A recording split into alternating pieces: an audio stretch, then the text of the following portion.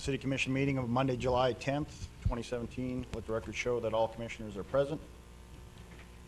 First thing we'll address is the order of business. Mr. Kessel, are there any changes? President Decker, I do have a couple of changes that I'd like to request this evening. We were informed that Nelson Nygaard would like to do their presentation slated for 5 o'clock today, actually next City Commission meeting, and instead Colleen Radakowski was going to provide an update on elder care and public transit services tonight in lieu of. I'd also like to see if the Commission would entertain moving the engineering topics, number 6 up to number 4, and then administration can go after engineering.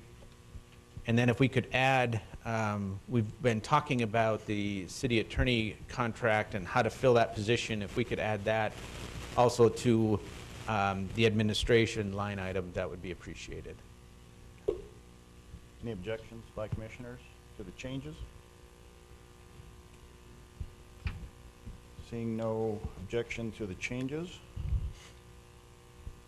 I'd like to see a motion to approve the order of business. So moved. We have a motion to approve and a second. Any further discussion, questions for Mr. Kessel? Hearing none, all in favor? Aye. Aye. Opposed? The order of business is approved. Consent agenda, is there anything on the consent agenda that commissioners want to discuss? Make a motion to approve the consent agenda. You have a motion to approve Second. and a second. Any further discussion, questions? Hearing none, we'll vote. Mr. Altman? Aye. Ms. Trustum? Aye. Mr. Steiner? Aye. Mr. Friedrich? Aye. Chair votes aye. Consent agenda is approved. We have 2 timetable agendas, 5 and 5:15, but we will move right into engineering. Mr. Kubis. Thank you, President Decker. And thank you, Administrator Kessel, for adjusting the schedule for me. The first item under engineering is the 8th Street South improvements, and it's a consideration to approve an engineering amendment. Highlands Engineering has been working on the preliminary design for the city for the last year or so. We just had our public input meeting right before the 4th on the 27th of June, and this amendment would extend their contract to finish up the plans and specifications for the project for a November bid letting. City staff has reviewed the request for an amendment and are in favor. With that, I'd open it up to any questions you might have. Any questions for Mr. Kubis on the 8th Street South improvements? Or comments? Hearing none, I'd like Move see to a approve the amendment, Mr. President. We have a motion to approve Second. and a second. Any further discussion or questions? Hearing none, we'll vote. Mr. Steiner? Aye. Mrs. Trustum? Aye. Mr. Altman? Aye. Mr. Friedrich? Aye. Chair votes aye. Thank you, Commissioners. The next item on the agenda is Horizon Heights Development Agreement. We have it on here as a report only today. We've been working with the owner of this, who is now the United Methodist Church in Dickinson. Originally, this was platted. The owner was a group called Backlot LLC. Subsequent to the platting of it, now they've sold the property to the church, who they're doing some grading work right now, actually. We moved that plat forward as a minor plat that we typically haven't required a development agreement for. They're pretty standard. This was one lot, one block subdivision. This one, however, does require some offsite utilities to the subdivision. So we would like to move a DA forward with this. Our intent would be to have the DA approved before a building permit was issued for the project. The unique thing about this development agreement now is that there'll be 2 parties other than the city of Dickinson. One, the owner being the United Methodist Church, and what we're calling in the development agreement now as the developer, Backlot LLC. They own the remainder of the 40-acre parcel. If you remember the plat discussion, So some of these improvements need to happen on their 40 acres, those being stormwater pond improvements. So it'll be a three-party agreement with, again, the owner, the developer, and the city. And what we're hoping, I just met with the church before the meeting, what they're hoping for is that we could move this forward so it would time out with the building permit. Of course, they're itching to go on their building project.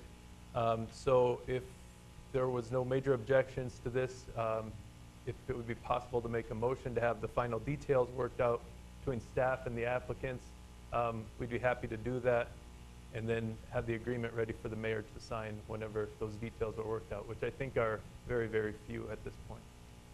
It's a standard development template that we use, or that we have used on other developments in the past.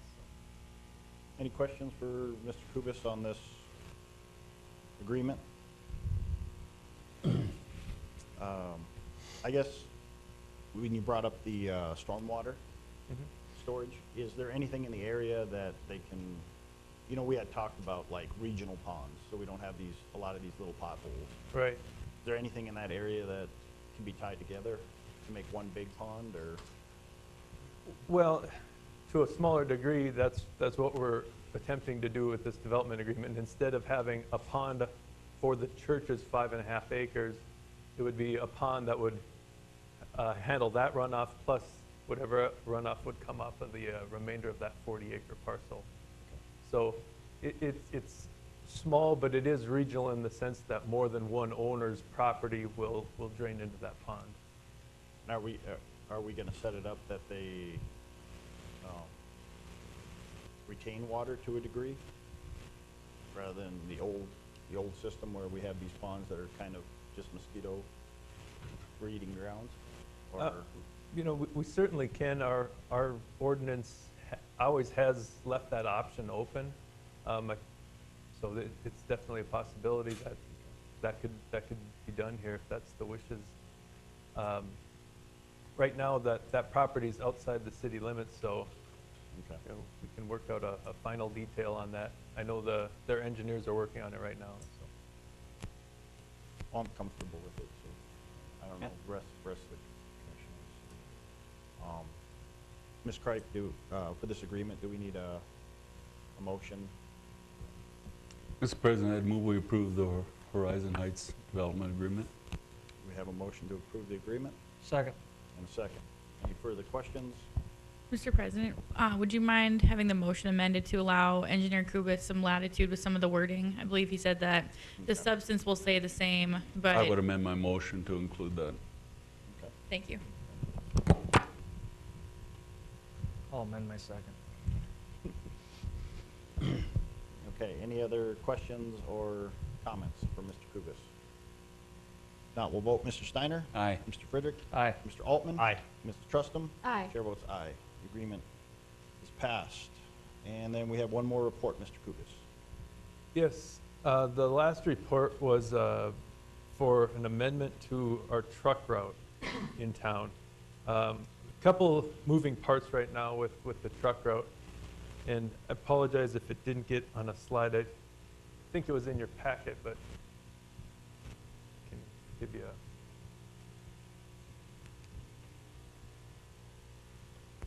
Thank you.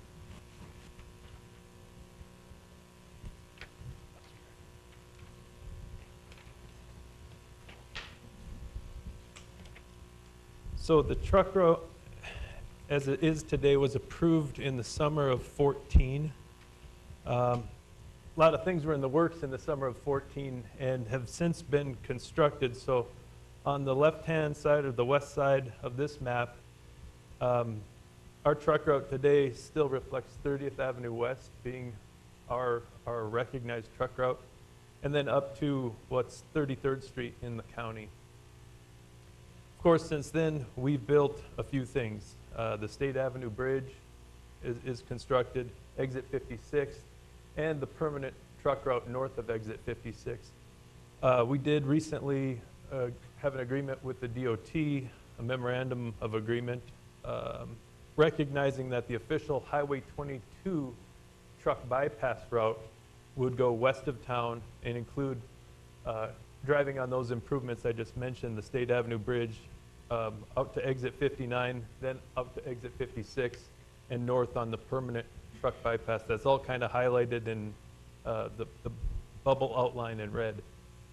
So I think we need to make that official change to our map right now. It would reflect the agreement that we have with the DOT for all the trucks that are going north and south, you know, trying to bypass Dickinson. And then I think it's important too that we would also get those trucks away from where the new middle school's opening up. So the other piece of that truck route that's, I'd say, up for discussion right now would be the southeast part that I've highlighted on the map. Again, that very south leg of that, or the east-west leg on the south end, 8th Street South, is what Highlands Engineering is working on right now. So there could be a significant cost savings if that were not a part of the truck route. Our design standards would be skinnied up where it wouldn't be anticipated to carry very many trucks. Of course, a lot of the vehicles, a lot of the trucks that do use that east leg are businesses that are located on the east business loop. So that's why we're bringing it forward as a discussion item. I'm sure it's an ordinance, I believe, Ms. Kripe. It would need to be an ordinance. So public hearings will need to be held, and I'm sure we'll get quite a bit of feedback on this. But I think there, at a minimum, we need to move forward with the things on the west side of this map to reflect the improvements that we've already made. And with that, I'd really open it up to questions you might have about other changes to the truck route. Any questions or comments for Mr. Kubis?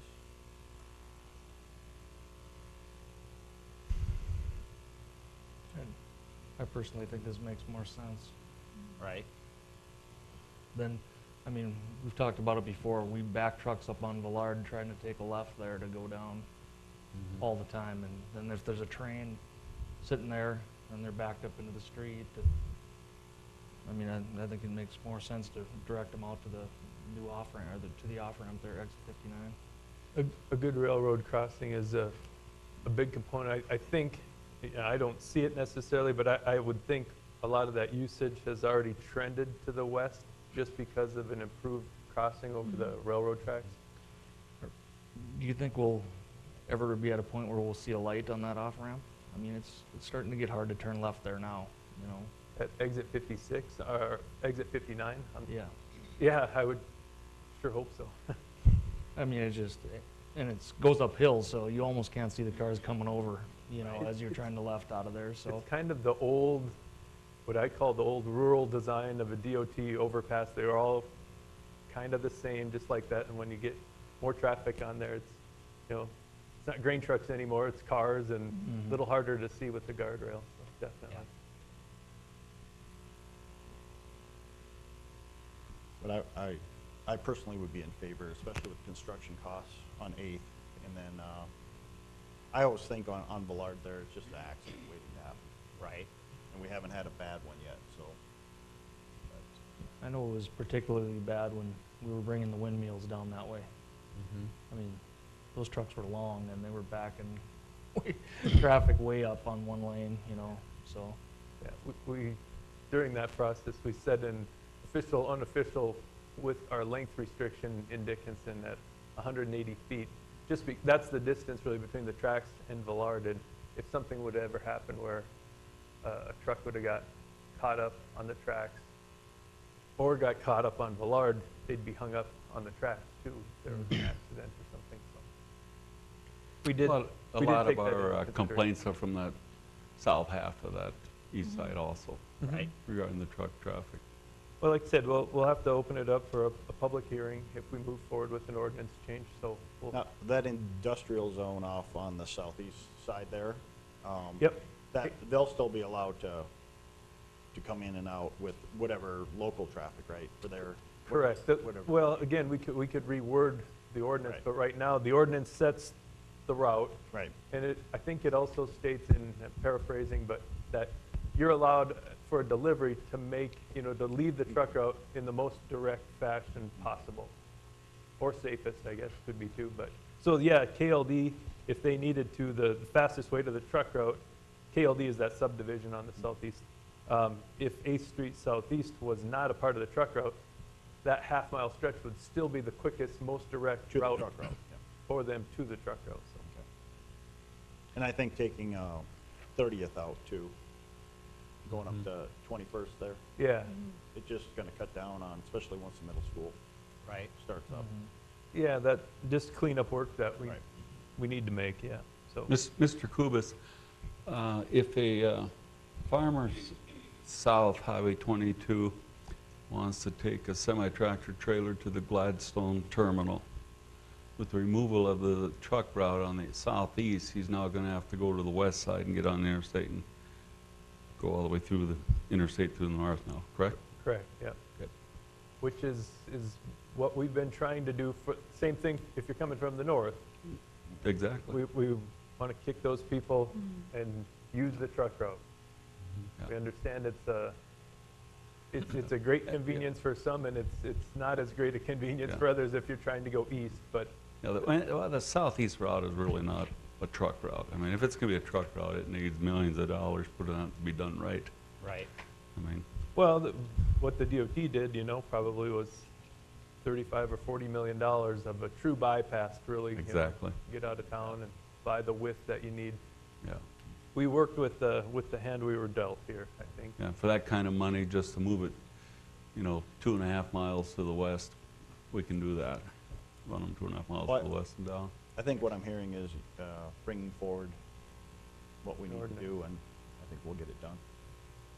Okay, that sounds great. Any other questions for Mr. Kubis?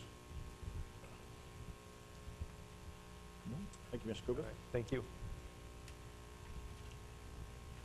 4:47, so we are on to reports. Mr. Kessel, first item up is, we'll be going to lawyer discussion. Thank you. I'll just give you a kind of a brief history of the city's engagement with regard to an attorney. When I first arrived in Dickinson, we engaged Ebeltoft Sickler with a contract attorney. We did that for about 2 or 3 years, if I'm not mistaken, and then we went in-house with the attorney contract, or we went in-house with the city attorney, not by a contract.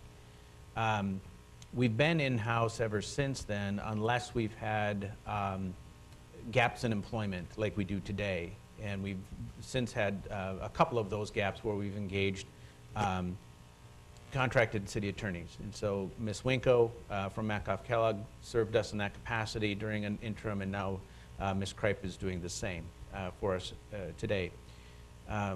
So last week, we interviewed a candidate to go to continue the thought process behind going in-house.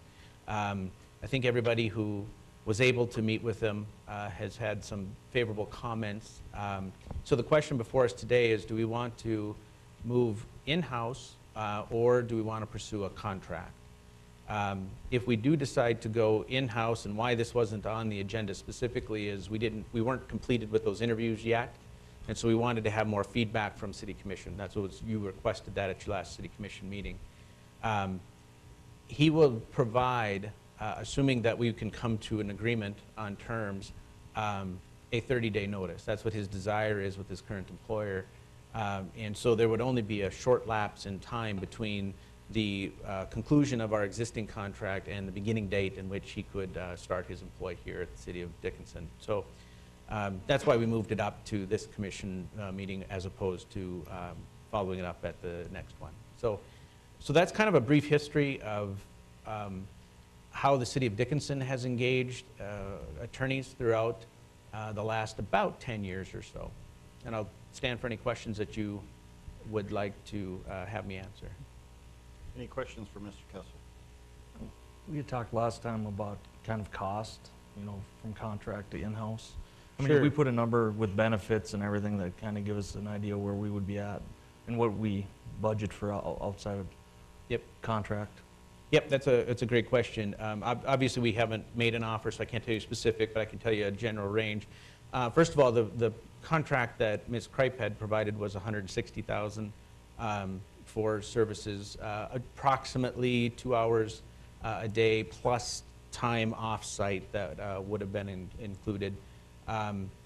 We expect that the offer would be in that 90 range, and then when you add about 30% for benefits on top of that. So you're probably looking at 120, about 125, and that would, of course, would be for somebody providing 40-hour-a-week services. What do we budget for if we need to engage a firm if we can't handle it? I mean, we budget an amount every. Yeah, another good question. Commissioner Friedrich, we budget around $20,000 every year to engage somebody. One of the downsides of going in-house is that individual, of course, will have to take vacations, may become sick, or not have a specialty that we would need. And so we do budget annually some dollars to provide for those contingencies as they arrive. We're giving employees vacations now? Just some of them. I haven't had one in a while. Got to change that. Any other questions for Mr. Kessel? I don't necessarily have a question. I just wanted to comment again on the commission looking at making this an at-will position that is contracted for a 4-year term. That's typical in many municipalities. I know that Bismarck has an appointed attorney who would answer to the commission and work closely with the city administrator. So I would like to hear your thoughts on that as we move forward. Obviously, we would have to change the job description. But what are your thoughts on that? And would that also mean that we have to amend the HR manual? Yeah, I was assuming, just, I want to make sure I understood, because you used at will and contract and It then wouldn't- appointment. So it wouldn't be a civil service position because it would be a 4-year term if you're appointed, yeah. Okay, so appointment as opposed to a contract. Mhm. Yeah, then I would certainly recommend that we do that we revise both the job description and the city ordinance so that it does reflect that it's not a civil service eligible And position. we wouldn't have to re-advertise or anything because of that. No, So it would just be us. we haven't made an offer, but we Right. haven't changed the ordinance yet Right. either, so. You have to be a little bit careful going with that route. I think there's a way to accomplish having as appointed position without necessarily taking it out of the civil service system. Okay. Because to take a position out of the civil service system, if I recall from the civil service statutes, you actually have to have a vote of the city. So it'd have to be on the general ballot to take a position or a portion of what's been included into the civil service position out. We can always add to it, but once you have a position in that, you can't take it out without a vote of the general public, is my recollection. But I think there's a way to accomplish what you want without having to do that. Excuse me, has that position always been covered by civil service? No. No, whenever it's been a contract position, it hasn't been. I mean, because- but in-house, like when Matt was here. I don't believe so. I believe the only time it became a civil service position was right before Mrs. Goss, Okay. when they amended the job description and added it in then. So to reverse it, we have to have a vote of the people? Correct. We can add stuff, we just can't take it back out? Right. But like I said, I think there's a way to accomplish what Commissioner Jennings is talking about without having to go that route. It would just, it would probably still take a revision of the HR code because right now, if an employee wants to appeal a termination, they go to civil service and then they would go to this board. Mm. And so we might have to figure out either make that particular position just exclusive, like no appeal after civil service or, Well, ultimately, it ends up in our lap anyway. Yes. right. And our druthers was to have that position go through civil service anyways. Right. wasn't it? Right. But I feel like it ultimately, it ends up, we're gonna make the decision if we terminate or not. Mhm. So, Right. Yes. I think there's something to be said for what Ms. Jennings is saying when we've talked about that conflict of interest in the past, where if you have an employee who is subject to the city administrator, but you're relying on that person, if there's ever a difference of opinion or it puts the attorney in an awkward position. And from an ethics standpoint, our rules are that the attorney can't have an interest adverse to the client. And in this case, the city commission is the client because you represent the city. And so if there's ever that situation, it creates an ethical problem for the attorney. And even if, I would say for me personally, if I was an employee and I was terminated, I wouldn't go through the process. I would just probably leave and not be happy about it if I felt like I was wrongfully terminated. But most attorneys aren't going to go through that process. They're just going to move on. So I don't know that you're getting the same effect that you think you're getting by having it just as civil service and not as appointed directly by the commission. Well, I would move that we make that position an appointed position through the city commission.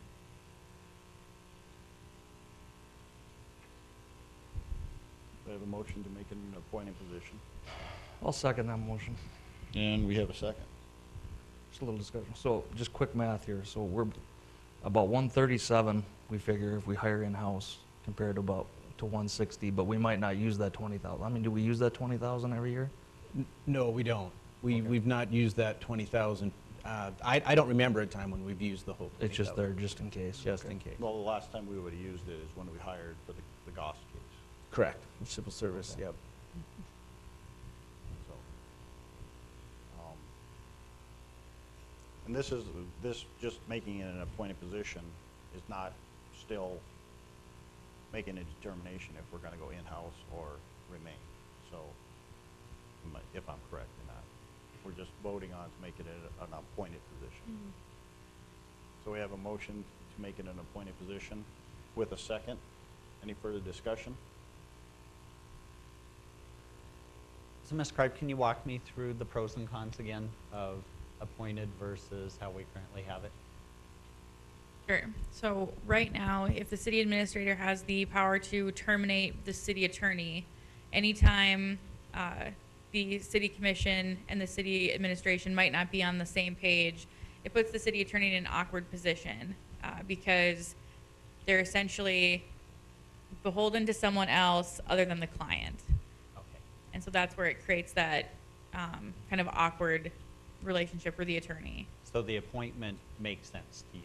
Right. I think that's appropriate given just our ethical parameters. It just everything lines up better for your in-house attorney to report directly to the commission and be hired and fired by the commission, since that's the client. Okay.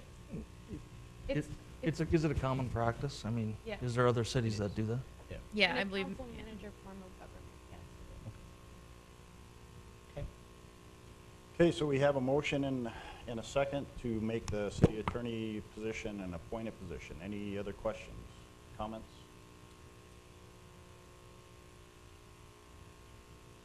Hearing none, we'll vote.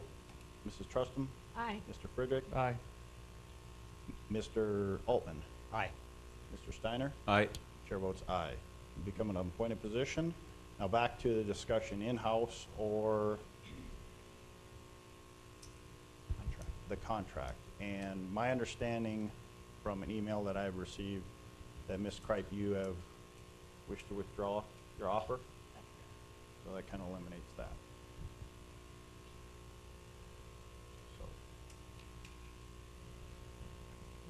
So I guess we will move forward with making an offer. Do we need a motion for that? I'd recommend, since you just appointed, you're the body now that's going to do the hiring, so if you give me the authority to negotiate with them, I can then bring back that offer. I'd like to be able to make that offer so that we can begin his 30-day period. Because he is a So- public defender right now, if I'm correct. So he's got to give some notice, and he has Yes. some cases. I know Yes. when I met with him, he had a lot of cases, Yes. so. Then I would make a motion to give Mr. Kessel permission to negotiate with him An offer. and make an offer of a contract to him. Okay, we have a motion to offer a contract with the negotiations being conducted by Mr. Kessel, Second. and a second. Any other questions, comments? I have a question. A contract or just an appointment? So if it's an appointment, they would still utilize our HR code and such. If it's a contract, then it's like my position where you'll have a complete set, Separate a contract. separate contract, and I don't know that, I suppose you could still make them subject to civil service in a contract, because yeah, okay. I just want to make sure we're on the same page. Am I negotiating a contract or an Well, ultimately, appointment? he has got to sign a contract, right? No. So, No, he wouldn't have to. okay. So I just want to make sure we're on that same page. It's two different things. Well, I mean, if we're only up for 4 years, I think I'd feel more comfortable if we put it in writing in an employment contract, Okay. personally. I don't know what everybody else thinks. Yeah, if you're gonna defer at all from what's in the city code with that, and in terms of accruing vacation, anything like that, you really want it in writing, because contracts have to be in writing if they're gonna go for a term longer than a year legally, so. Plus memories fade, and And you'll provide us with that contract beforehand, before we, so if you make an offer to them, you still got to wait for us on the 24th, right? Or do you want to call a special meeting, or? That's what I was hoping, that we could avoid another wait until the 24th so we can start his timeframe. If you want to meet, do a special meeting this week sometime. Well, we're going to meet for the budget, True, we could certainly, so. as long as we can we meet can- the advertising requirements, yeah, that'd be a good Okay. idea. So why don't we just make that part of our budget meeting? Okay. So I'd amend my motion then to say that he can negotiate a contract, a written contract with Written the contract. attorney candidate. So we have a motion to have Mr. Kessel negotiate a written contract with the city attorney, and a second by Mr. Steiner. Any further discussions? Hearing none, we'll vote. Mr. Friedrich? Aye. Mr. Steiner? Aye. Mr. Altman? Aye. Mrs. Trustin? Aye. Chair votes aye. Now we're past our first timetable, but Ms. Rodakowski is waiting patiently. Welcome, Mrs. Rodakowski. Can I have some handouts? Should I?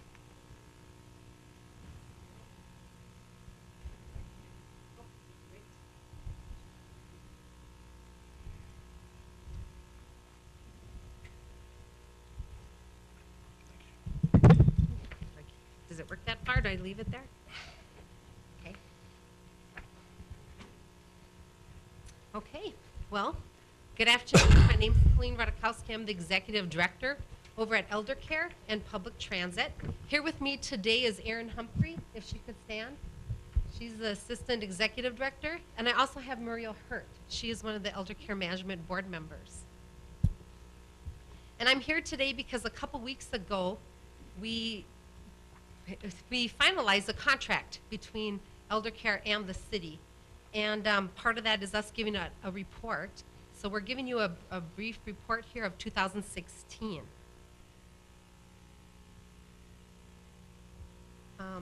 First of all, public transit is essential to individuals and the overall community's well-being. It's crucial to demographics such as our elderly, disabled, and socio-economically challenged. It's important to the rider using transit for convenience, costs, and of course, environmental concerns. And it really contributes to the Dickinson's overall economic vitality. I'm going to go over some of the financial components from 2016, and this is our income sources. We've got the most largest comes from local match, and then we have agency income, fair income, and then interest income is of course around zero because it's so tiny. We don't have a lot there. But local match comes from our partnerships and that we have in the community. It comes from the state aid from the state. Most of our money is coming from DOT through grants. And of course, through the city of Dickinson, we want to thank you so much for our partnership. And we get financial support from you, as well as the building that we're in is owned by the city of Dickinson. We took the income here. It's a little over 1 million, and it gives you the details here, which I just broke out in the chart. And all of this is on your handout, so that you can take that with you if you have any questions. And then we get to expenses, and those were a little bit, almost 1 million. Net income overall was 86,000. And as you can see, I think our expenses pretty much are in alignment with most companies. The most is, of course, your salaries and wages. payroll expenses, other payroll expenses. The next one comes from the facilities rental expenses, and then down to vehicle. And so that's just a little bit about the detail, the overall detail of expenses. Next is the one-way trips. We designate public transit by one-way trips. So if you're going to Walmart and back home, that's called 2 trips. So every time someone boards a vehicle, it's called a one-way trip, and that's what we base our numbers off of. Overall here for 2016, the most of our trips are work. It used to be, many years ago, I've been here since 2008 as executive director, we used to have medical trips be number 1, but we took a shift from medical to work when the oil boom hit.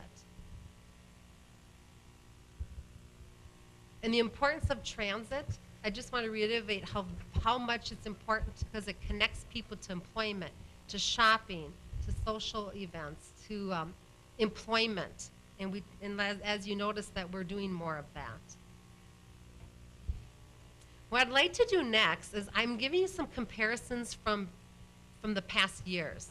So first of all, these are the trips from 2015 to 16.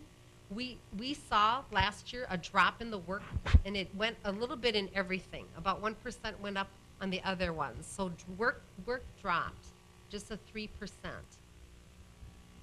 Now when you look at the type of trips, we categorize the trips between elderly disabled, the general public, wheelchair, KDU, and kidney dialysis is KDU. We take kidney dialysis patients, mostly from the nursing homes, but some from people's homes as well to the hospital for regular dialysis, and then our Bismarck rides. Now, the first one is trips, and the second one is, the darker maroon is trips, and the passengers between 15 and 16. And I think the biggest thing for me in this slide that I'd like to share with you is you see the drop between 21,000 and 18 for general public. That to me, from the 15 to 16 is a little bit of that downturn of the oil. It's our general public people. Now trips versus passengers. A trip, we could, all of you here in the up front here could take 1 trip, but passengers is what we would count every one of you. So there'd be 9 of you, right? 1 trip, 9 passengers. We always report on the passenger count because that's standard in transit, how you do your counting. But it's good to see how many people are riding in that 1 trip. And overall, there was a decline of about 9% from 15 to 16. So now what I did here is we took 13, 14, 15, 16, and we can see that there's a decline that has occurred.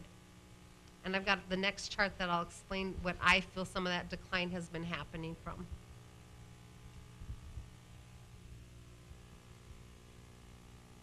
This chart is showing you from 2008 to 2016 how our trips have been going. The deep maroon are trips, and then of course the lighter maroon are the passengers. So I personally usually look at that passenger count, what's happening. Now the next chart is identical to this one, and I want to show you a little bit of a story of what has happened. So 2008, I came on board in 8. 2009 is when there was no city taxi here. Dakota Taxi had closed its doors. There's no taxi in Dickinson. We were asked by the state and the city to take that on. So when we took that on, we added daily operation. We used to be open Monday through Friday from like 6:30 to 5:30. Now we're open every day till 10 o'clock at night, every day of the year. And then we were also open in 2008 for the bar crowd. So Friday night and Saturday nights, we were open till about 1:30 in the morning to 2 o'clock every weekend. So the next thing that's big to me is we were growing rides. 2011 is when oil picked up. We did increase our fares from $3 to $4 for a pre-scheduled ride. And on-demand taxi, we did change that from 6 to 8. Now taxis started appearing around here in town. If you remember, they were operating. People were starting to bring taxis to town, putting a sign on their vehicle and doing some taxis. We discontinued the bar crowd in 2012. We are open right now till 10 o'clock. So we're open every day, 6:30 in the morning to 10 o'clock with early closings on holidays. The new building was built, and we moved into it in 2012 as well. So we discontinued the bar crowd then. Then we also started offering differential pay. We struggled with the oil here, struggled to hire staff. People came in, we were always advertising and interviewing and hiring, and they would leave, and the door was like it just was a circle going in and out. Okay, then the oil boom started to slow down around, I would say 14, 15 is from our statistics and our look. And then in early 2016, if you guys recall, the city put a taxi ordinance in effect, right? So now we have, I believe, 7 taxis maybe in town, about? I'm not sure, do you know? Mr. Kessel? Yeah, thank you, Okay. about 7. Thank you, okay. Last year, a big success of ours was at the DTA conference. We received 3 awards in Dickinson. This is the DTA conferences held every fall with South Dakota and North Dakota Transits. We meet all together and we receive training, speakers, and there's a competition. I am so pleased that the 2nd place driver for the state of North Dakota was Randy Ulmer, one of our drivers. And then next to Randy is Liz Ogren. Liz placed 3rd place in the drivers for the entire state, plus she received the above and beyond reward for taking care of our customers. And then I nominated, and Senator Rich Wardner was approved the Friend of Transit for the state of North Dakota. And I was just wonderful for Senator Rich Wardner and his wife came down for the conference to receive the award. This slide are our vehicles. We have 10 vehicles, vans and buses.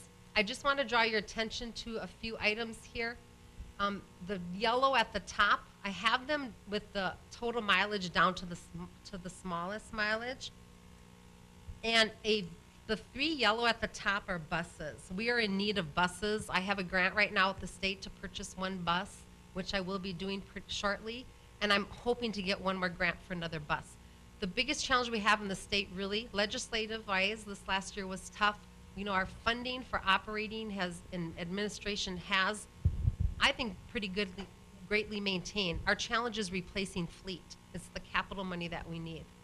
Because a bus costs about $60,000, vans cost about $35,000. So when you look at this aging fleet, the buses have a 5 years or 150,000 mileage. See how those are the highest? And then a van is a 4-year useful life we're talking about, or 100,000 mileage. So half of our fleet is aging, is what I want to show you. But I'm also pleased to tell you we take very good care of our vehicles. They're maintained very well. We have a wash bay in the new shop. So it's very important to us that we take care of our vehicles for the public. I want to talk a little bit about our challenges, city growth and longer trip times. I mean, with all the growth of the city, our trips take longer to get around. You know, we've had traffic congestion, road conditions. Our transit software, we use Route Match. We have some challenges with that software. We've been utilizing it for about 5 years, but just like any software, there's some challenges with it. Riders not ready at pickup time. You know, the drivers, some have a full schedule, and it's just like a doctor's office. You know, you wait for the doctor till they come available. But with us, it's a little harder because we have people going to doctor visits and work employment. So sometimes it's always educating the public to be ready Ms. when the Rodakowski, driver can you go comes. back to that prior slide, please? Yeah. You mentioned traffic congestion and some road conditions, which to me would seem like would come on the part maybe of the city. Can you clarify that a little bit? Sure. Well, when you look at road conditions, repairs, which I think you guys do a great job. So when we train the drivers and talk about road repairs, if you're closing streets down or in winter, a lot of times we can't get through states or something like that. We know you guys are working on the roads. We just have to go around about. So if something's occurring or if there's an accident someplace, 10th Street has had some work. We're always rerouting what we're doing. Okay, you aren't avoiding any roads because of the Absolutely condition there, not. it's just that No. they're under work conditions. Probably during the oil boom we were, when the roads were in tough shape. But at this time, I'm not aware of any road conditions that are so poor we're avoiding them. Right. It's mostly something happening or, you know, a couple months ago, 10th Street had a bunch of police. Are there any cars road there. conditions in Southview that would warrant you guys to change some driving around? You know, I guess now that we're talking about some of the poor areas, there are some areas like that that are poor. And I'm thinking right now, down south are a couple of trailer courts, the trailer court areas that are really rough to get through. That is true. I actually went through one of them a while back because, is it Highland?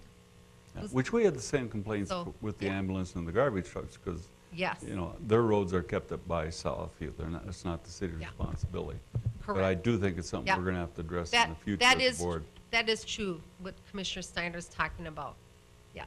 And some of the trailer courts in areas where you go slower through them, but that is tough on the buses and the vehicles. So very good point. Thank you for that. Yeah, Thank you. you're welcome. Oh, I'm gonna go back here. You know, I know that our agreement asks for a public transit review, but I really can't, I have a couple slides on elder care. You know, public transit, we all know what we do there, take people around town.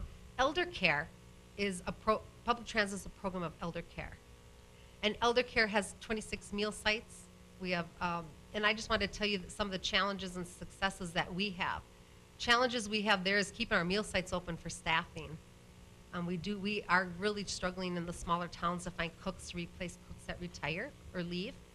So hiring has been a challenge. Raw food costs have gone up. I think we all know that in the grocery store. And we're bringing a lot of food off U.S. food trucks. And regulations can be challenging because we're highly regulated through the Older Americans Act. What we can feed the elderly has to meet the requirements. So those are some of the challenges that we face. Successes. I love the successes. We are really providing safe service. Very minimal accidents. We're maintaining the quality staff and high level of training. I train with the staff. We do every month. We have a supper training. We relaunched the public transit website last year. We created a Facebook page. We've installed cameras in our vehicles and building, which makes it safer. We've established the Veterans Coupons Program, which is a wonderful partnership with the veterans to get the veterans around town. And then currently we're with the Nelson Nygaard study. They are going to be presenting at the next meeting. And we're excited to give you an update where we are with that study. Elder care successes is we reopened some of the meal sites we were struggling to keep open in Scranton and Reeder. We have a new meal site in Dickinson at Heritage Hills. And we have a brand new pilot, Cafe 60, that we created about a year and a half ago. And I'm pleased, and basically what that is we're providing meals for the elderly through a restaurant. Some of the smaller towns where we struggle to hire, we are partnering with the restaurant, and this is going super well. The elderly have choices of meals to eat, plus they can eat when the restaurant's open versus like a noon meal right now here at Villard Terrace, and you have to eat what we cooked. So it's really going well, the Cafe 60. I'm pleased to announce Aging Services just approved the menus, and we're ready to launch this permanently. And I'm also sharing it with the entire state, the other directors across the state, with the whole program we've put together so that they can have the logo and all the materials so they can offer something like that in their community to provide more nutritional meals for the elderly. And we provided about 52,000 meals last year. I feel like a lot, yep, okay. Now here, public transit goals. And then I think we'll be done here with the slides, but maintain competitive salaries. Our commitment, number one, every staff knows, is safety and exceeding customer service. We want to put some sponsorships on our vehicles to help bring in some more dollars. Software options, and then financial stability, and we really need to increase ridership. Nelson Nygaard is going to talk about some changes that they're proposing so that we can maybe lower our fares and increase our ridership. We're going to purchase 1 to 2 vehicles this year and attend more. We always are looking to attend conferences and training, marketing. Possibly really interested in a stored value card for fares. Right now we have cash and punch cards, but a stored value fare card would be nice to have for our community. And then of course the Nelson Nygaard. Just so you know, we are the only transit that accepts Medicaid in the city. And we're happy to provide those for those who are in need. And we have all of our vehicles are wheelchair accessible. And we feel that we do reduce traffic congestion and some parking demands when we are able to transport people in our town. And it's critical for us to maintain and to work on our funding always. Maintaining the partnerships with the city of Dickinson and DOT is crucial, and I'm pleased to say we have wonderful partnerships with both of you both. Retaining our staff and adapt to new market needs, which is what we're learning through the Nelson Nygaard study. And then also what we can expect next year, or this year actually, is conclusion of that transit study, implementing those recommendations. And I think you're gonna hear from us late in the year about closing down our hours. You know, we're open till 10, and we're finding the study, not many people are open that late. We were open that late when there was no taxi in town, and we were providing that service. So I think we're gonna probably be looking at that later. And then for the Cafe 60 sites, and then a new elder care website is what we're looking at. And I think I took a little bit longer. We started a little bit late, but I know I'm a couple minutes over. But I do welcome some of your questions that you may have. Any for comments or us? questions for Mr. Rodakowski? No. Mr. Kessler has one. Yeah. First of all, Ms. Rodakowski, I want to thank you for having a staff member present on our senior citizens grant. It's really nice to have that level of expertise. They provide a lot of insights into those grants, and we have, in most of the grant recipients, also happen to be your meal service recipients. So Right. I just appreciate that, that individual coming. And then I have a question for you. When I look at your trips versus your passenger comparison, it appears that they're almost one-to-one. I mean, they're not so far different that it appears that most of your trips, you're providing transportation for a single person at a time. Right. And so what I'm wondering is, if that is the case, and because capital seems to be a challenge, which you mentioned that, and buses are 2 times the cost of vans, wouldn't it make sense to transition into more vans than buses based upon your current need? Absolutely, that makes sense what Mr. Kessel is saying, but the challenge that we have is a lot of it's the wheelchairs. You have regular wheelchairs and you have larger wheelchairs. The larger wheelchairs, or taking an elderly or disabled person with maybe their leg out further because they just had surgery, or the type of wheelchair that they're in, we need the bus. So for example, next week we're gonna be taking somebody to Richardson. It's one person, but we have to use the bus to properly and safely transport the person. So that's where the big buses usually come in, because we need that wider ramp to process the ride. Now, there's a really cool vehicle I like. I just saw it a couple years ago, but it's like $120,000, which is it's expensive, but it's a way to reduce the ramp time to go up and down a ramp. On the bus, it's actually, the bus has the way it was created, it comes in at an angle and you wheel the rider up. But that's $120,000, you know, and you can get 2 buses for that, the regular way. So we're always challenged with that, but we cannot operate without the buses. You know, and sometimes too, we're picking up 2 wheelchairs at a time to take to kidney dialysis, or there are times that we need that. We go to Bismarck. Sometimes Bismarck's 1 person in a van, sometimes there's 5 people in the bus. So we cannot operate without them, and if you notice, we only have like, I think 3 or 4 buses, and if one's in the shop, you need to have that available to serve our ridership. So, thank you for that question. Any other questions or comments for Mrs. Rodakowski?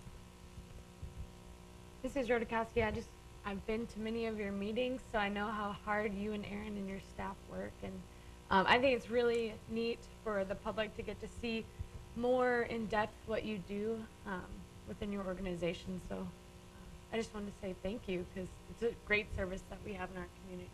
You're welcome. And on behalf of our staff, I mean, I take the credit definitely goes to Aaron, Muriel, our board of directors, and the staff. It's not a one-man show. And I always say grace of God too, because sometimes you wonder how you stay open and continue to do what we're doing. But I thank you for those comments, Commissioner Jennings, and it was good. It's good to have you represent our city as a commissioner as well. Yeah. So. Any other comments, questions?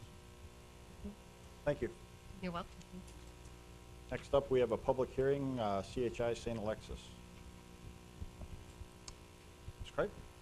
Mr. Chair, members of the commission, you may remember about a year ago, we had the public grant program that is assisting CHI St. Alexis in funding the hospital financing, the one that's already been built, but they have the opportunity to get these grants that are tax exempt bonds, and it allows them to obtain some favorable financing for that project. You'll notice in the memorandum, I gave you the site for the IRC section of the IRC where it explains that process. There's no financial liability to the city. This is the same project that came before us last year. They just ran out of time between, they have to have everything completed within 1 year of having the public approval, and they just didn't quite get there. So they're just asking for us to essentially reapprove the same project, a new resolution, but it'll give them the opportunity to do those bonds. Okay, thank you, Mrs. Kripe. Any questions for Ms. Kripe? Not, I would look for a motion to either approve this or disapprove.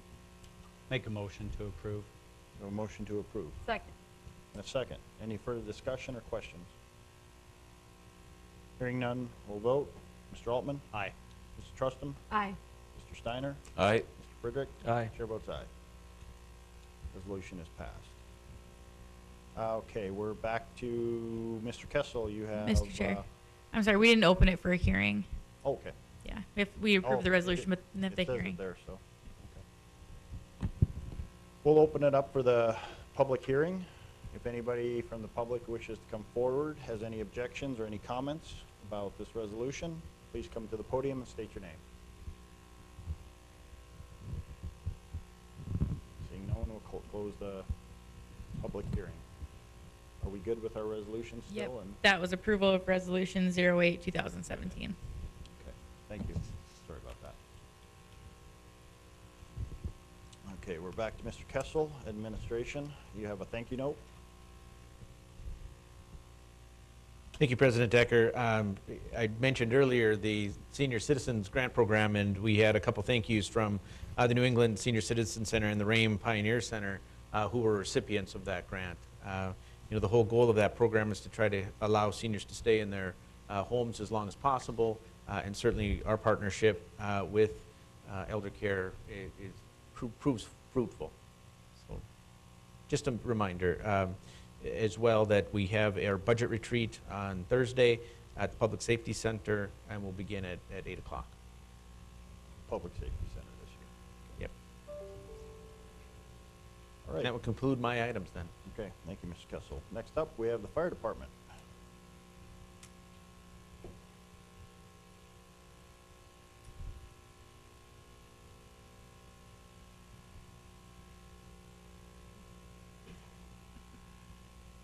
Looks like we have the police We have the department police also. department. Yeah. Good evening, President Decker and Commissioners. The Dickinson Fire Department, together with the Dickinson Police Department, would like to take this opportunity to thank the citizens of Dickinson for their cooperation during the 4th of July, following the requirements of the Stark County burn ban that is currently in place in the Dickinson City Ordinance. Although there have been some incidents of fireworks being discharged and backyard fire pits and fireplaces used, the majority of the citizens are very well aware of the risk that we have in our community with this dry conditions that we're in. And we just wanted to say thank you and hope it continues throughout this fire danger risk until we get some rain. Good evening, Mr. President, members of the commission. I just want to echo the sentiments of Assistant Chief Barrows. Police Department's been very thankful for the cooperation we've got with the community and being understanding the severe drought conditions that we are undertaking and the severe fire risk that we do have in our community, and they've been very cooperative with us, and we just want to thank the community for that. And definitely we can tell this year from July 3rd to the 5th, the police department had about 330 police activities that we dealt with, and only 18 of those were fireworks related. So it's a huge increase from last year. Last year we had about 297 police activities for that same time frame, and 58 of those were related to fireworks. So you could definitely tell the difference. Well, I heard nothing but good things. A lot of people said they were really amazed at the lack of fireworks, which was nice that people adhered to the policies. We also got many calls thanking us also for that. I Good. don't know about you, but we did hear a lot of that, same comments. All right, any questions or comments? Ms. Kessel? Ms. Barrows, do you have any updates on the Grassy Butte fire for us? I mean, it's just an example of what could have happened, but that's obviously been a very devastating fire. I did have an opportunity today to talk with the Deputy Fire Marshal Ken Sisk in Bismarck, and he was saying that as far as had heard, it was pretty well contained, but a lot of hot spots. It had doubled in size yesterday, but they were able to get it contained. I guess I can let you all know too, we currently have guests in the Station 2. We have 6 North Dakota Forest Service firefighters staying with us tonight that have been assigned out here as resources. So they are our guests for this evening. Hopefully they don't have to go anywhere. Thank you. Just one thing. I know I see on social media a lot of confusion on what is allowed, for fire pits. Gas is allowed, correct? During the burn ban, you can have propane or natural gas. That is correct. Just nothing with, An ember or a spark. that's what I want. I see a lot of people ask that question, and I think there's some confusion. And charcoal grills is another one, That correct? would be correct. They cannot use those. Perfect. Okay? I hope that helps. Thank you for the clarification. You're welcome. Thank Thank you. you. Yep, thank you. All right. Next up is Solid Waste Manager Prowse, who has been patiently waiting in the back.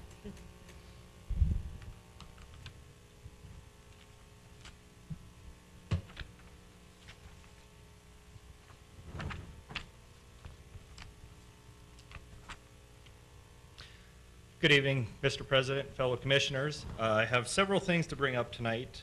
To start things out will be the Wank contract, which is amendment number 3-2017 to the master contract with Wank Engineering.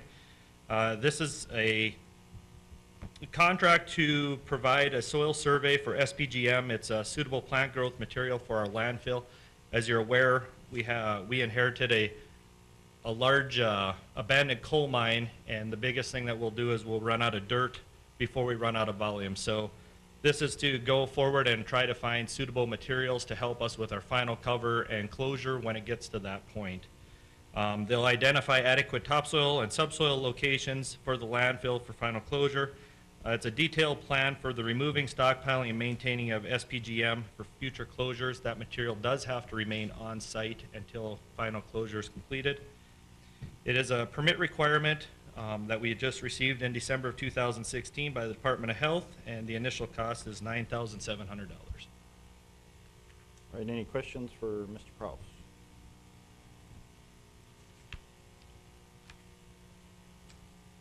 I would look for a motion. So moved. Second. We have a motion to approve Amendment 3-2017. A second. Any other questions or comments? This money was already currently budgeted? No, there is some money for engineering costs, but it will be covered through that. Okay. Any other questions or comments? Now we'll vote. Mrs. Trustum? Aye. Mr. Steiner? Aye. Mr. Altman? Aye. Mr. Friedrich? Aye. Chair votes aye. Thank you. Next up is amendment number 5-2017. It's an amendment to the original master wing contract that we have. And it's to update all the operating plans for the landfill in accordance with our new permit, which we received in December of 2016. Some examples are for stormwater, leachate, industrial waste, the land treatment area, closure, post-closure, financial assurance, and such like that. The permit is valid. The current new permit is valid until December 2016. The last revisions to these plans were in 2011 and 2012. Again, it's a permit requirement by the North Dakota Department of Health to have these updated as soon as possible. Estimated cost, $19,500. Okay, any questions for Mr. Prowse on the Wink Amendment, 5-2017? I Make a motion to approve. Second. We have a motion to approve and a second. Any other questions or comments? Hearing none, we'll vote. Mr. Altman? Aye. Mr. Friedrich? Aye. Mr. Steiner? Aye. Mr. Trustum? Aye. Chair votes aye. The amendment is approved. On to item C, Mr. Kraus. Item C is a three-part update. It's to provide the commission with a recycling update. As you know, we did have a recycling committee. We opened up our RFPs. There were 2 RFPs that were received. One was from Renaissance Recycling in Jamestown, North Dakota. The other was from Trans Trash out of Mandan, North Dakota. The committee's moving forward with doing a contract with Renaissance Recycling.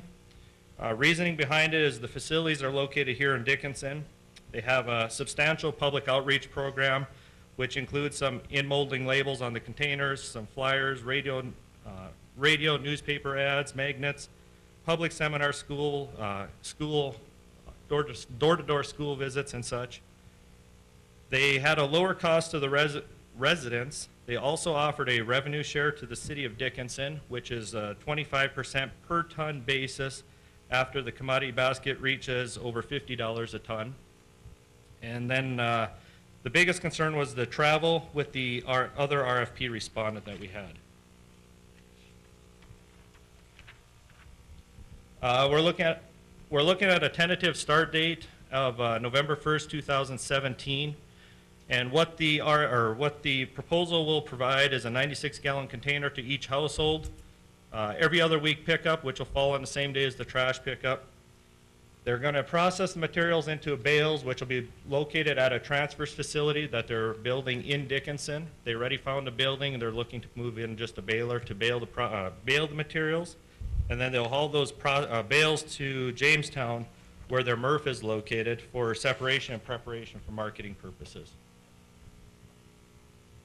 Materials accepted will be cardboard, sorted paper products, magazines, books, newspapers, all forms of plastic, excluding clear or colored bags, aluminum, tin, steel containers and products, ferrous metals, and there will be no glass due to contamination of the other recyclables. The fee structure they're looking at, it's over a 10-year period. It starts out, the first column where you see fees, year number 1 will be $605 per month per household. We did add in a 1% administrative fee, which will bring the total charge to the resident at the end there, which would be $6.11 for the first year, and then it goes up slightly thereafter every year for the next 10 years. We did talk about possibility of using the homestead credit qualifications for a reduced rate for the elderly as well.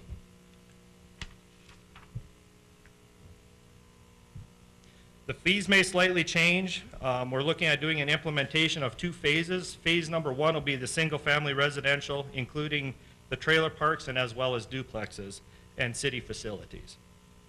Phase number 2, which will be estimated over a 1-year time frame, would include apartment complexes and commercial businesses, so looking to expand it after a 1-year period. Renaissance Recycling is seeking a 10-year contract. The committee would recommend doing a 6-year initial contract with 2 additional year renewal options following. So a 2-year renewal and then another 2-year renewal based on the performance measures and satisfaction of the city. Some ideas of measuring those performance measures and satisfactions that were thrown around were possibly doing some surveys, also setting some reduction in waste parameters. So the reduction of tonnage is coming into our landfill from the city residents. With that, I will open up for discussion. Any questions or comments for Mr. Kraus? Mr. Proust, have we finalized, once this starts, are we gonna stop the curbside pickup of other trash that's not in the can? That'll be part number 3 of this presentation. Oh, okay. I'll wait then.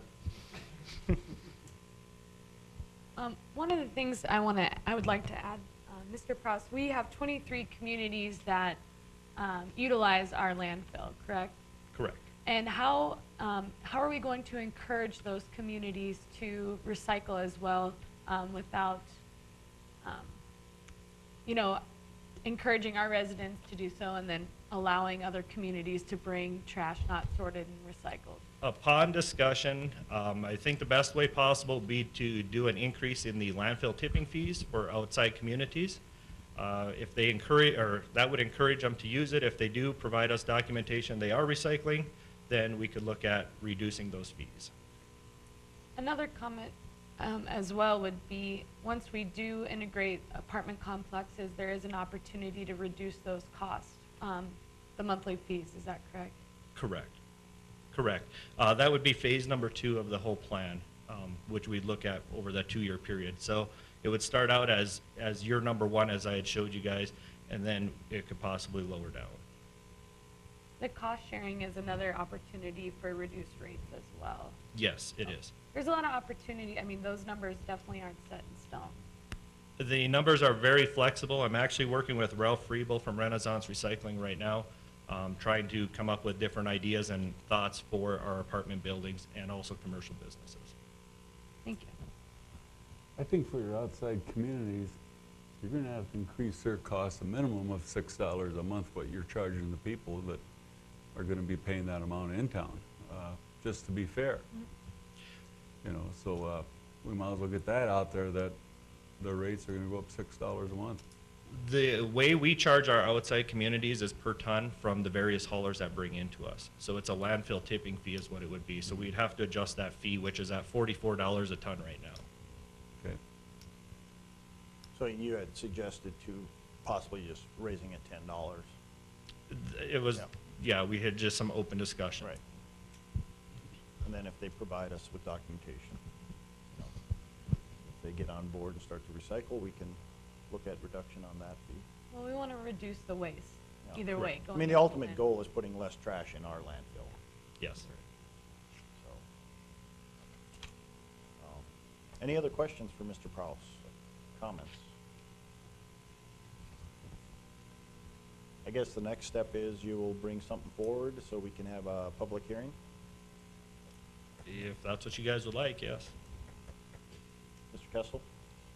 I suggest that, you know, we have the contracts that are mentioned, and as long as the Renaissance is the direction that the commission would like to go, that's probably the next item that we would like to see you guys actually take a vote on is the Renaissance contract. The actual link? The actual contracts themselves. Okay. I guess one comment to give the commission some background. I sat on this committee, and we had 2 great RFPs, and we met with both companies. And the reason why we chose Renaissance was they're investing in the community. They're going to have a building. They're going to hire people within Dickinson, whereas the other company was looking to transport everyday to and from Mandan. So there was a lot of concern amongst the committee members due to weather and vehicle maintenance. We want to make sure that if we do implement this program, that it starts and runs smoothly. Just for a little background. I would agree. I was part of that, and that was a big concern, them driving back and forth. And these guys invest Daily. in the community. Yeah. So,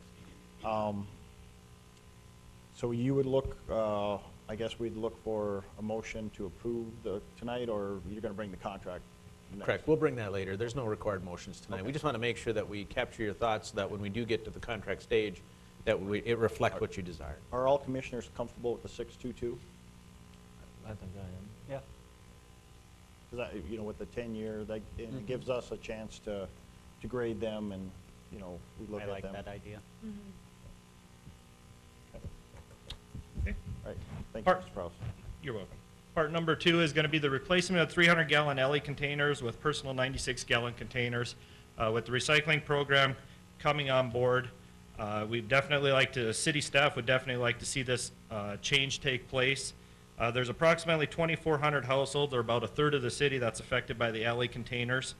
Estimated cost is $144,000, which would actually be budgeted, or which is actually budgeted in the 2017 budget. Reason for replacing those containers is we deal with a lot of neighborhood feuds. The neighbors are complaining that the alley's too close to their garage, or somebody else is throwing something in it that they aren't happy with, or why does it have to be on my property when we're all sharing it? Our alley containers are utilized, it's one container for every 3 households. Along with that, there's an improper disposal of unacceptable materials. We've seen everything from manure to motors in those garbage cans. A lot of that stuff damages our equipment, and when the equipment's damaged, we have downtime, and there's also delays on the route. There's illegal dumping that takes place in these containers of materials that are not acceptable, first off by us, but by other citizens and from out of town. We'll get calls in on a regular basis of some farmer or somebody passing through and unloading his whole vehicle overnight into somebody's dumpster. They come back to us and they tell us that we didn't dump the can that day when we know we've been through it. So there's also deterioration of the asphalt alleyways that's taking place, and a lot of them will need to be repaired. And if we do offer the recycling program, which I got a favorable decision tonight, we are going to be doing that off the streets anyway, so this is no better time than now to move everything to the street.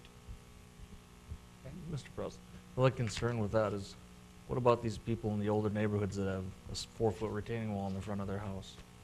And their garage is in the alley? We're going to have to address that with the recycling containers as well. I mean, I just don't know how they'll get them to the street is my point, I guess.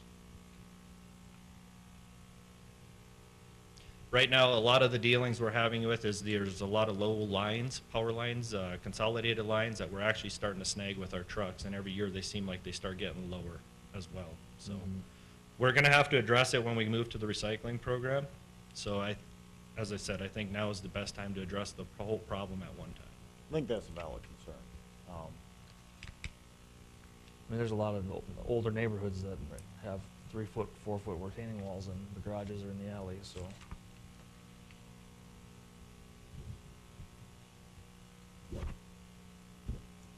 Guess we'll have to have Mr. Prouse see how many there are. I mean, or have his drivers kind of annotate, if they can, what percentage, or, you know, how many that would actually affect with that. Yeah, that I don't know, because what are we going to do with the recycling containers? Right. Each household will have their own individual. And we know we're going to end up dealing with narrow driveways, or narrow streets and such as well, so. Do you know how other communities have adapted as they've transferred from alley to streets?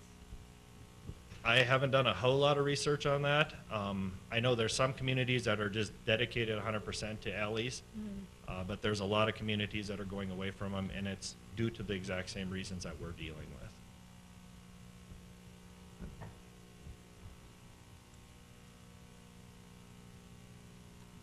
I know the older parts of Bismarck are still alley pickup.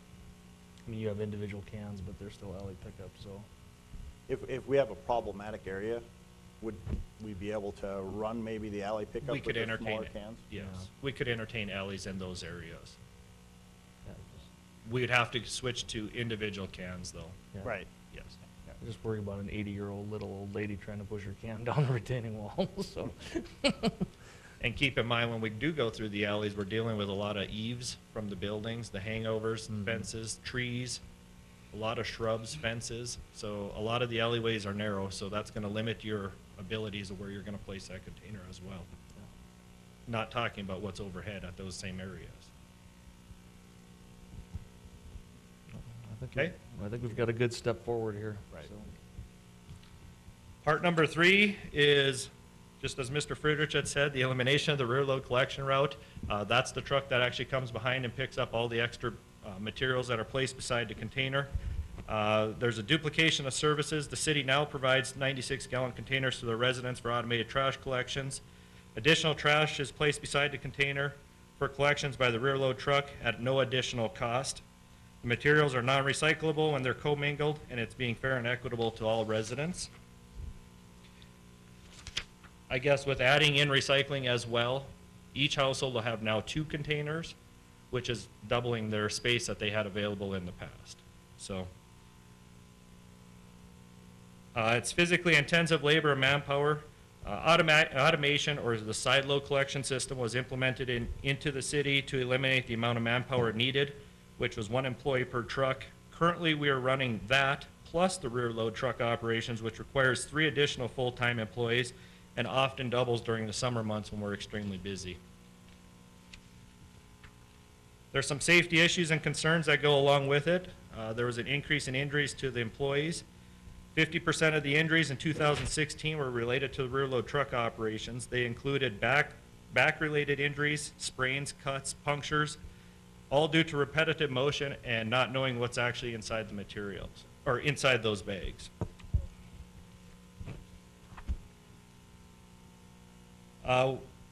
With the elimination of the rear load route, we recommend that if any, now that they're receiving 2 containers, if any resident would need an additional container on top of that, we utilize our $6.50 fee that we currently have implemented for any additional, so they could have up to 3 or 4 trash containers if needed.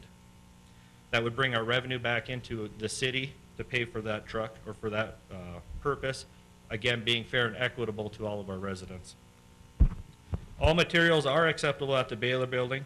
The recycling sites would still be made available. We're actually looking at putting camera systems into those sites to start tracking the abuse that we are receiving on our recycling sites.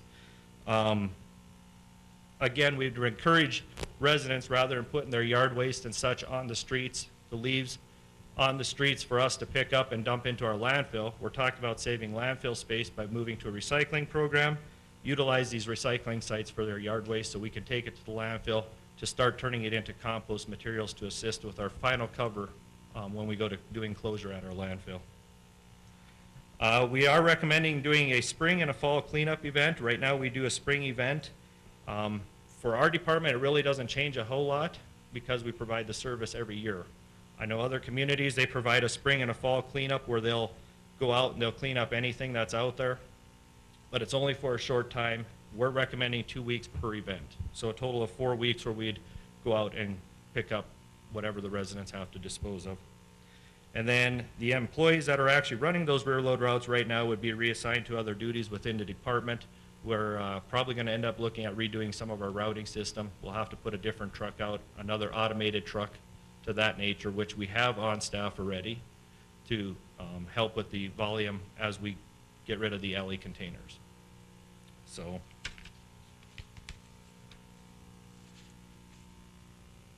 putting a little bit of a cost estimate together for the rear load truck operations. Again, this is based on the 2016 numbers.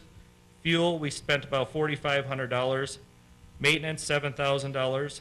Wage and benefits, I figured 75% of those 3 employees came to $135,000, which brings the top 3 to a total of $146,500. To replace that truck, it's going to cost $130,000. That's using the current numbers today. And in 2016, we hauled 1,153 tons at $44, which equates to $48,426. So 1,153 ton went into the landfill. I would bet 50 to 60% of that was probably grass alone that could have been recycled. Questions on that? Any questions for Mr. Prowse? Mr. Comments? Mr. Prowse, is this a operation that's used in many municipalities throughout North Dakota or this region? No, a lot of cities actually have gone automated. I know Minot is actually implementing it right now as we speak. They went from rear load collections to automation across the whole city. And that, as I said, it's implemented as we're speaking right now. They had 12,500 containers delivered last week, which are going out to the residents this week. Any more comments or questions for Mr. Prowse?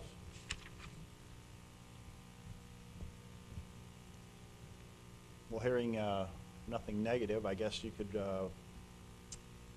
take that as to bring something forward that we can make it permanent. We'll bring it with the contract. All right. All right, thank you, Mr. Prowse. Final thing I have is an update on the Dickinson Works software program that we just implemented. It was released to the public in June 27, 2017. It started out as a program for the solid waste department to communicate back to the residents and customers on collection calendars, route changes, educational stuff, informational brochures and reminder notices, as well as sending out alerts. When is your garbage going? What's acceptable in our waste stream? Things to that order. There's also a waste wizard as part of that whole deal that describes all the materials and how you can dispose of them in the proper sites for it. I'll run through that a little bit with you. I'd like to encourage, I guess, residents to start using the Dickinson Works app and to sign up for it. It's available by Apple or Android. If you just search for Dickinson Works, you'll find it, or else go to our website, dickinsongov.com, and then /departments/solid waste. We are planning as Public Works, once this is implemented and getting to be used by more residents, Public Works as a whole, to use it as bringing alerts and notices to all residents.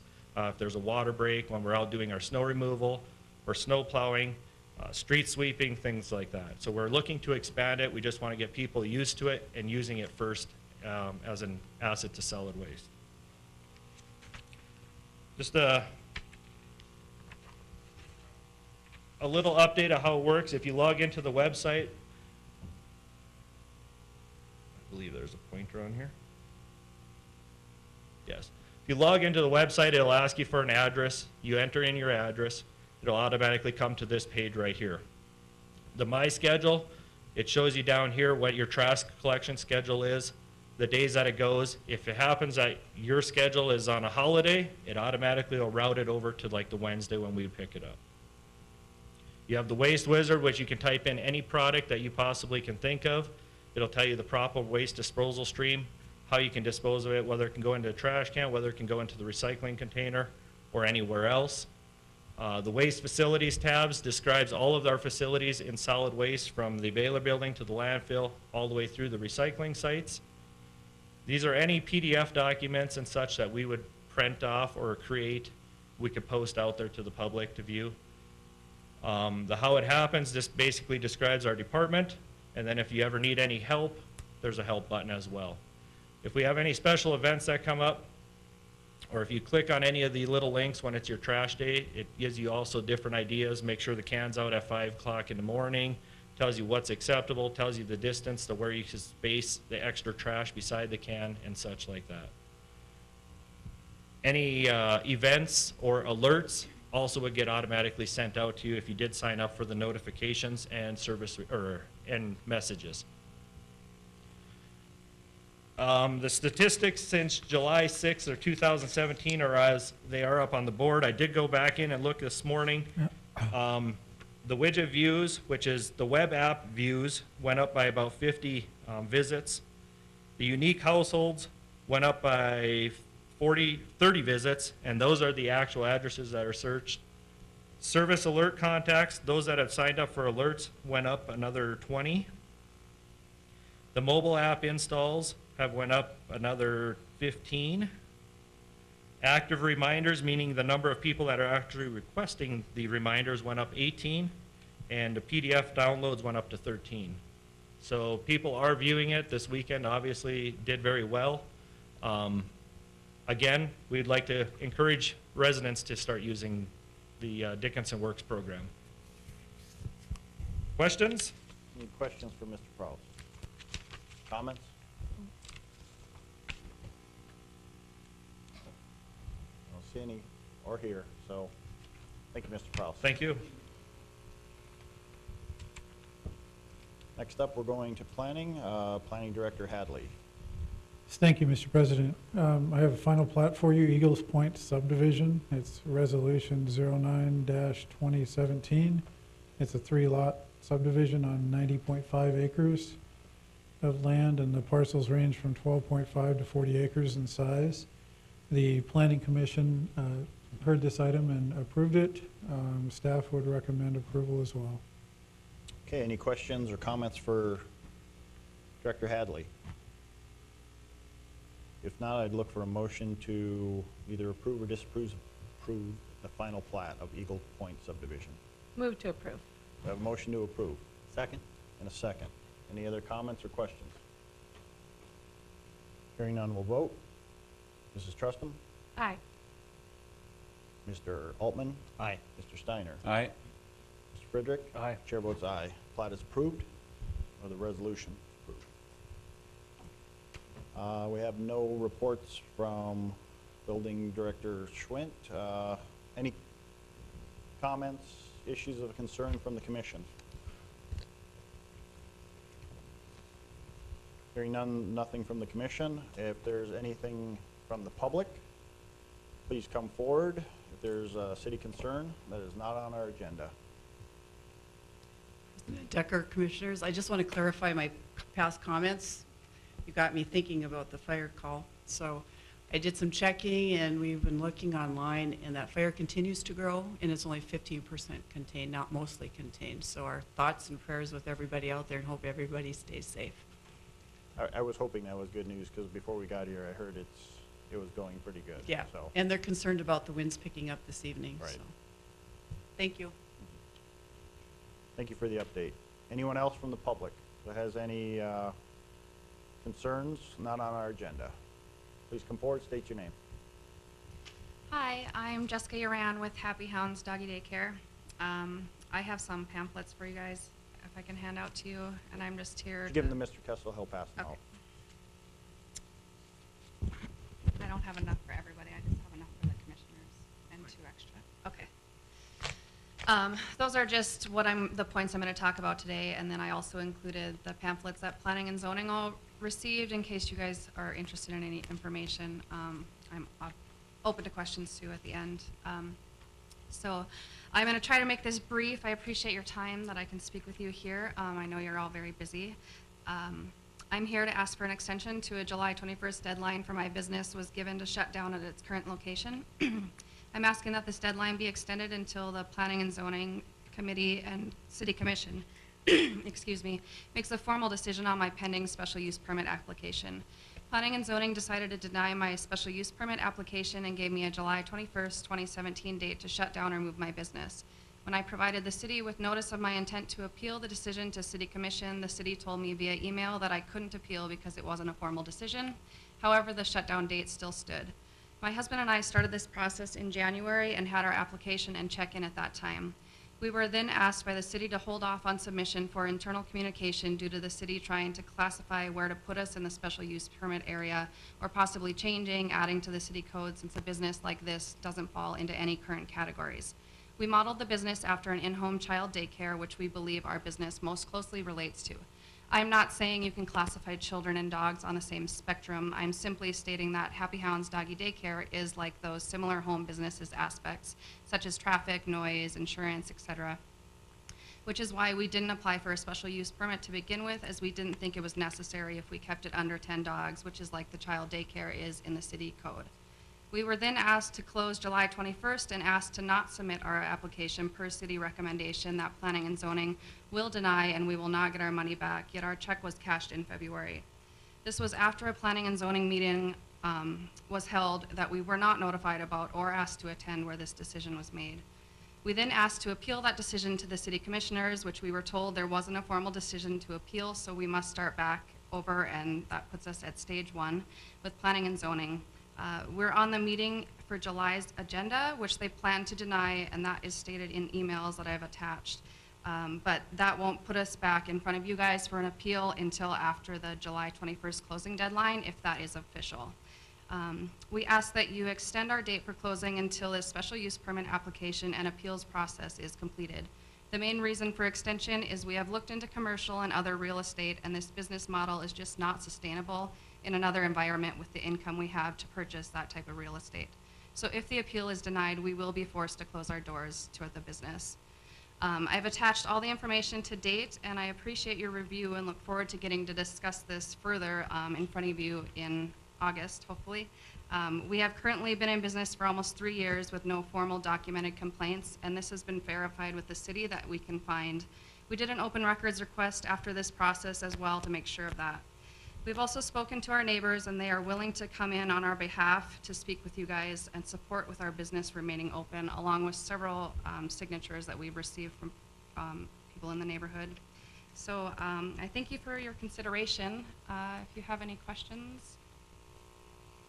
Any questions for Mrs. Uran? Uran? Uran. Uran? I do, not specifically for you, but for Mr. Hadley. You know, in reviewing this and in talking this over, it seems like we didn't have due process on this. You know, the first indication that I ever got that the business was closing was after a decision had already been made and there was no appeal process for the business. I live in this neighborhood and I've never had issues with traffic counts, with noise, with anything.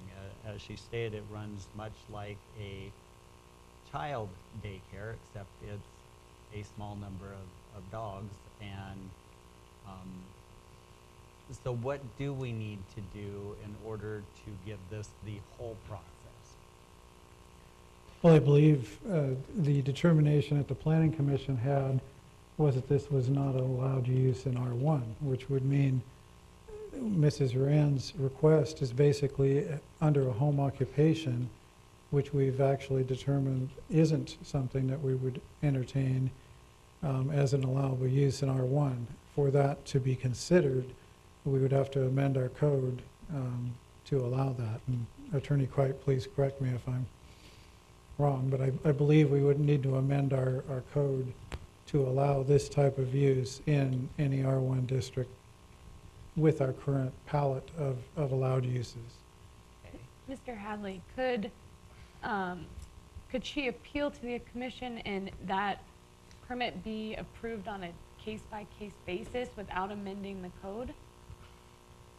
I don't believe so. I think we have an amendment.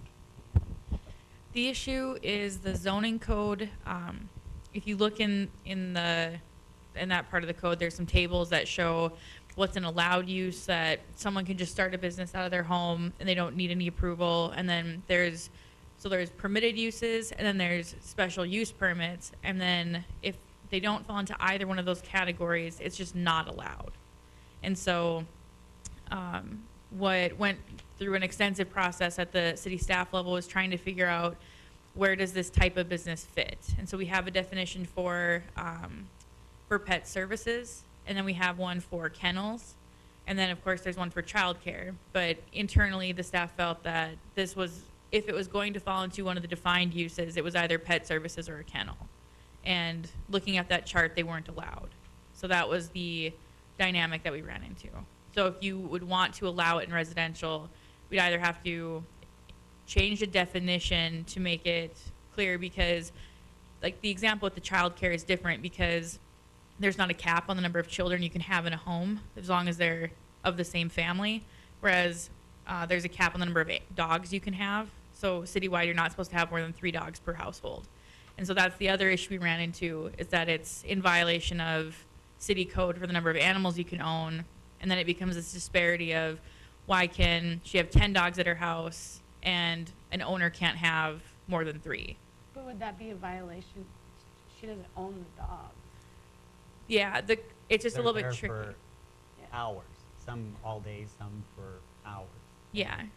I guess the problem I have is that you didn't just start this up on a whim, and it's been in existence for 3 years. You went through the state to get licensed just like you would for a daycare. So you had taken the additional steps to have the licensing and the insurance and everything that the state would require for you to do this. And it's 3 years after the fact that we get a complaint or something that raises this to our attention, and then it's just shut down without any process or for the commission to additionally be able to weigh in, or for you to even go through and in front of planning and zoning to make your case. So is that where you're coming from? Yes. I mean, I understand that there's the possibility that we will have to shut down at the end, but I deserve to be able to go in front of planning and zoning and go in front of the city commission. And we've been trying to do this for months. Had we done this in January like we had been prepared for, this would already be taken care of. But at this point, I mean, I'm supposed to be closing down next week and I haven't even received a single meeting. And the meeting that was held without me, a lot of things that were said were completely false, and I was not there to be able to even defend myself or say that those things were not what's happening. I mean, I don't have 38 dogs at my daycare. That's crazy. I wouldn't have that many if I could have that many. So I just want my due process and to be able to come in front of everybody. And so that's all we're asking for this deadline to be. It would be very difficult on the business if we had to close down next week, explain this to my clients, and then if I were to get permission in August, then try to start back up again, which, I mean, I think some of my clients would come back, but a lot of them are gonna have to find other areas to have their dogs, and so, Mr. President, I have no problem with what she wants. I have no problem with the extension date, but the problem I have is, I think you have an uphill battle. The board has changed, but I think less than 2 years ago, we denied this type of operation. I believe it was actually Niki Zier, and we denied it based on, you know, the people think dogs are more food than they do and that type of thing. And nobody complained to us before, so we had the hearing, and then the entire galley was full of neighbors and everybody that didn't want these dogs. I'm afraid that you might have that also. I'm also afraid that if we allow yours, you know, then what did we do 2 years ago? Well, But that was a kennel, and that was, That was a kennel where the dogs and were that was staying overnight. overnight and extended stay. This is a drop-in doggy I think the daycare. issue is the dogs barking and, Well, here's the issue. Are we allowed to give her an extension to get before and to do the actual process, get before? Can we override? I mean, Planning and zoning. I honestly don't know, without doing some research. The Planning and Zoning Committee is the one that made the initial determination of the deadline after they had a presentation and then had the meeting. And the reason that it wasn't formally acted upon was they were trying to, the commission had, and some of you know that the commission had a discussion, indicated they weren't leaning towards approving it, and rather than accepting the application fee, what the commission elected to do was give her kind of an informal answer of, if you bring this to us, we're not going to approve it, and you can have your money back. So it was, they were trying to do something as a courtesy, just to clarify the process. I don't want it to seem like they just weren't hearing her out. But I don't know if Planning and Zoning needs to extend that. Director Hadley and I were looking in the code to try and figure out the appeals process, if there was one from Planning and Zoning regarding this issue, just even with what would happen next week, and there's nothing in the code. So that's where I'm running into, I don't have a clear direction in code or policy, so.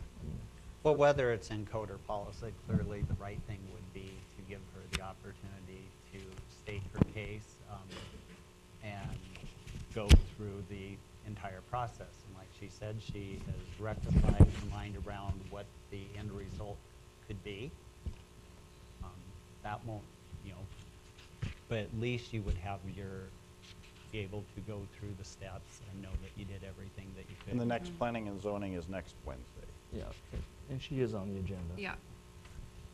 But that's. And that is the. 19th. date- It's on the 19th. That's the Yeah. 19th. So the 21st would be that Friday. So as of now, I am closing on Friday. Well, can we make that motion, see what happens, and if there is an issue that comes up, then deal with that, or? I mean, there's two of you that are on Planning and Zoning, and so that's perhaps something that, because that's on the 19th and the deadline was the 21st, correct?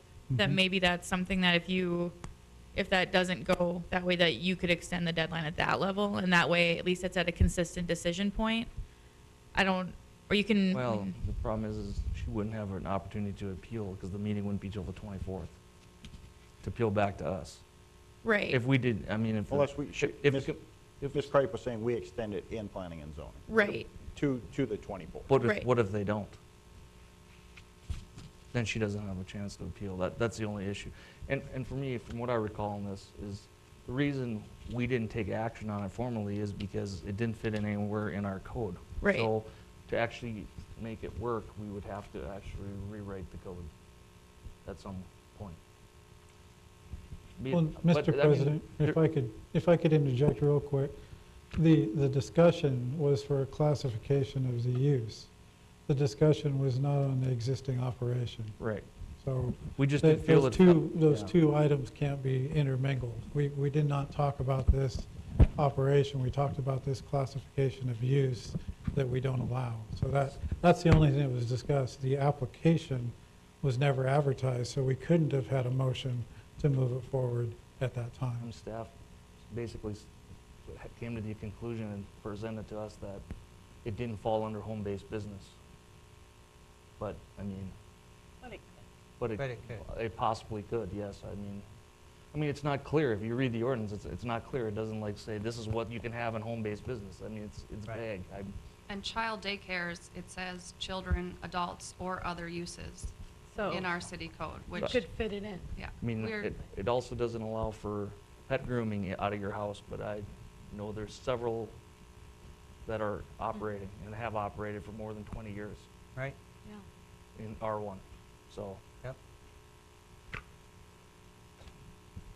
So, I mean, I think that whole ordinance, that whole zoning ordinance, there's a lot of cleanup that needs to be, it's not specific enough. I mean, in some cases, I mean, I can look at it one way, Haley can look at it a different way, everybody else can look at it a third way. It's just, I mean, I just think that when somebody's been in business for 3 years and they are given a definitive date to close down their business after 3 years, that they should be given every opportunity to.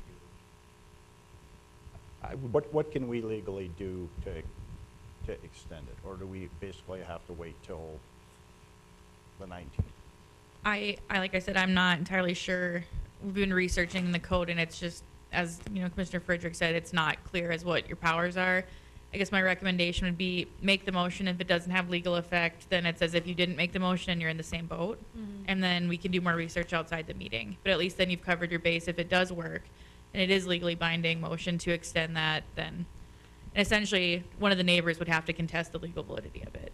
I don't know how we wouldn't have the power to do it since, I mean, planning and zoning only makes recommendations to us and we, Right.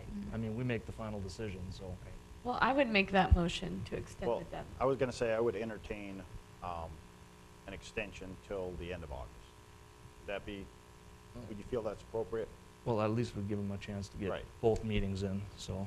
Yeah, I'm not asking for a long extension. I just want to be able to have both meetings So taken I think care that of. would allow you the time to state your case at least multiple Mhm. zoning and at least two more, if not three, So August 31st? August 31st. August 31st? I'll second that. Do we have a motion to extend the deadline till August 31st and a second? Discussion. I would think, somewhere along the line, we would want to notify the neighbors within, that 300. They're But- they're notified for the 19th meeting. It's a public hearing. Because it's a special use But- permit. Right, we have sent out direct notifications to people in some With- circumstances. This might be one of them. I just want to stop anything before it gets too far. If we approve it, and then we get 40 people in the audience there, I don't want to go through that. And you say only one complaint now, that's fine with me. Well, there No. hasn't been any complaints. I There's- see where your 300. yard is, and I see houses all the way around it, so, Mhm. I think we owe it to the neighborhood to let them know what's going on. Yeah, and I've personally walked around to my neighbors and spoke with everybody that answered the door, so, I'm not against the project. I It is just know that different, though, we when you're have not something Oh, out yeah, there before. yeah. Thank you. So, And Mr. Hadley, I think, you sent letters to everybody within 300 feet? Yes, Commissioner, the letters went out, and also it's been published in the newspaper twice, Okay. which is what we're required to do. so we have a motion to extend the deadline to August 31st with a second. Any further discussion or questions? Hearing none, we'll vote. Ms. Jennings? I knew I'd mess up one time tonight. Mr. Altman? Aye. Mr. Steiner? Aye. Mr. Friedrich? Aye. Chair votes aye. You have an extension. Thank you very much for your time. Any other issues of city concern not on the agenda? Seeing none, I would look for a motion to adjourn. So moved. Second. All in favor? Aye. We're adjourned. Aye.